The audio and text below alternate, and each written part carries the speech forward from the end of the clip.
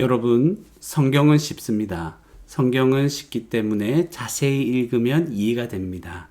자세히 읽으실 때 아는 것 중심으로 읽으시고 모르는 것이 있으면 넘어가십시오.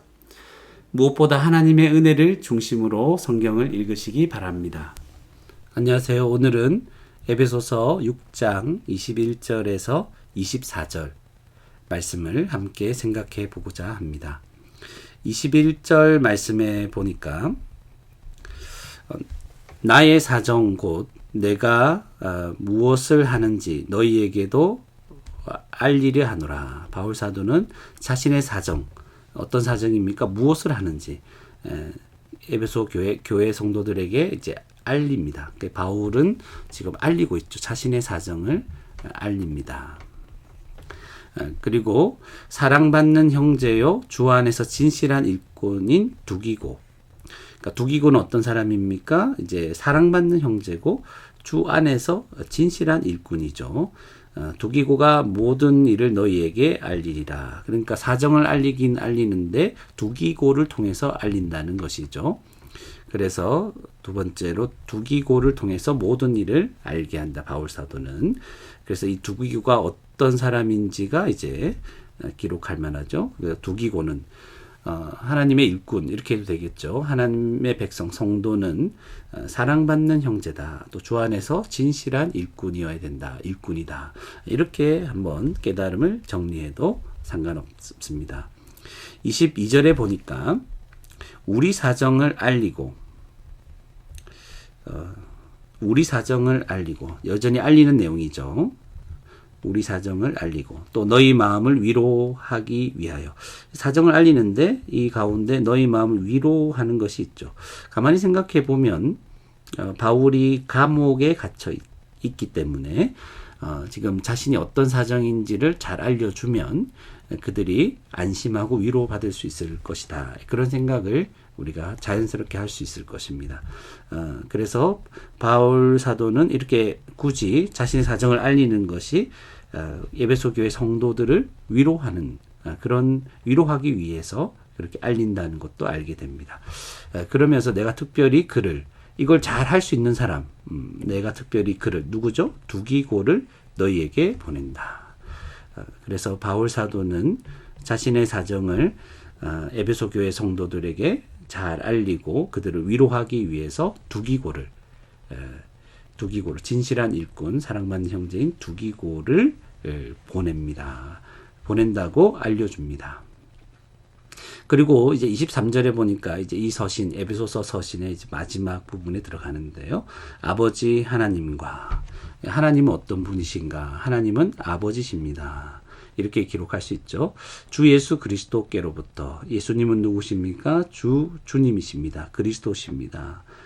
부터 평안과, 평안이 있죠. 그리고 믿음을 겸한 사랑, 평안과 믿음을 겸한 사랑이 형제들에게 있을지어다.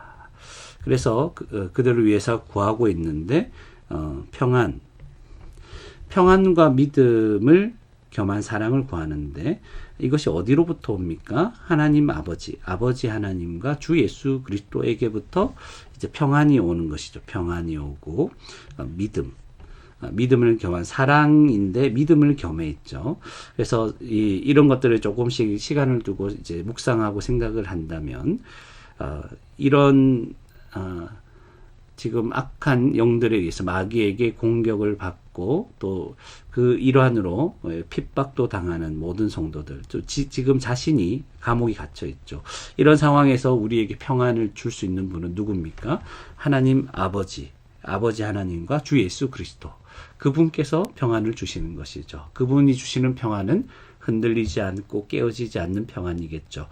그런데 믿음을 겸한 사랑, 이 형제들에게 이런 핍박 속에서 어려움 속에서 형제들이 흔들리지 않게 하는 것, 그 믿음에서부터 나오는 것이죠. 믿음을 겸한 사랑. 그런데 이 믿음, 같은 예수 그리스도를 믿는 이 믿음은 서로를 사랑하게 만드는 것이죠. 그래서 평안도 있고 그 확실한 믿음 가운데 서로 사랑하는 것, 그것을 교회가 이런 것이 얼마나 교회를 강력하게 붙들어 줍니까? 그래서 이 모든 어려움들을 이기게 한다는 것을 생각합니다. 24절에 우리 주죠. 주님은 주님, 우리 주니까 얼마나 좋습니까? 우리 주 예수 그리스도를 변함없이 사랑하는 모든 자에게. 성도들은 우리 주 예수 그리스도를 변함없이 사랑해야 됩니다. 사랑할 수밖에 없죠. 네, 사랑할 수밖에 없습니다. 그래서 여기 앞에가 이제 5번이면 여기서는 6번이겠죠. 여섯 번째로 변함없이 사랑하는 모든 자에게 뭐가 있기를 바랍니까? 은혜죠. 은혜가 있을지어다. 그래서 성도에게는 성도에게 하나님의 은혜가 있다. 하나님 아버지와 주 예수 그리스도로부터 그런 은혜가 있는 것이죠. 그리고 서로를 위해서 그 은혜가 있기를 바라고 기도해야 되겠죠. 그래서 이 본문을 통해서 우리가 이제 한 가지 묵상을 해본다면, 우리가 이 땅에서, 공고한 이 땅에서, 악한 이 세상에서 영적인 전쟁을 감당하며 모든 공격을 받으며 우리가 살아가고 있는데 어디에서 우리를 공격할지 모릅니다. 마귀는 아주 간교한 자고 우리의 약점을 너무나 잘 알기 때문에 우리가 넘어질 수 있는 모든 방면으로 공격해 들어올 것입니다. 그렇지만 우리가 하나님의 전신갑주 말씀과 또 기도와 이런 것을 통해서 이 땅을 살아가면서 복음을 전하며 살아갈 때 어려움도 있겠지만, 그러나 믿는 그들에게 하나님의 평안이 있을 것이고, 하나님께로부터, 아버지 하나님께로부터, 주 예수 그리스도로부터 평안이 있을 것이고, 같은 믿음을 가지고 우리 교회 가운데 사랑으로 끈끈하게 하나 되는 일이 있을 것이고, 그리고 모든 그리스도를 사랑하는 모든 자들에게 그 은혜가 있을 것이기에 우리는 염려하지 않을 수 있고 두려워하지 않을 수 있습니다. 이 영적인 싸움이 계속 우리의 살아가는 날 동안 지속될 것이지만, 교회가 함께 이런 마음으로 살아갈 때 주님의 은혜가, 하나님의 은혜가 우리 가운데 풍성하게 넘치기에 우리가 이 땅에서, 짧은 이 세상에서 살아가는 모든 삶 동안에 승리하는 가운데, 승리하며, 때로 넘어질 때가 있겠지만 다시 일어나서 승리하며 하나님께 영광 돌리며 우리는 그날 마지막 날에 주님을 기쁘게 맞이할 수 있을 것입니다. 이 소망 가지고 담대하게 오늘도 주님 안에서 복되게 살아가는, 은혜 가운데 살아가는 저와 여러분이 되기를 바랍니다.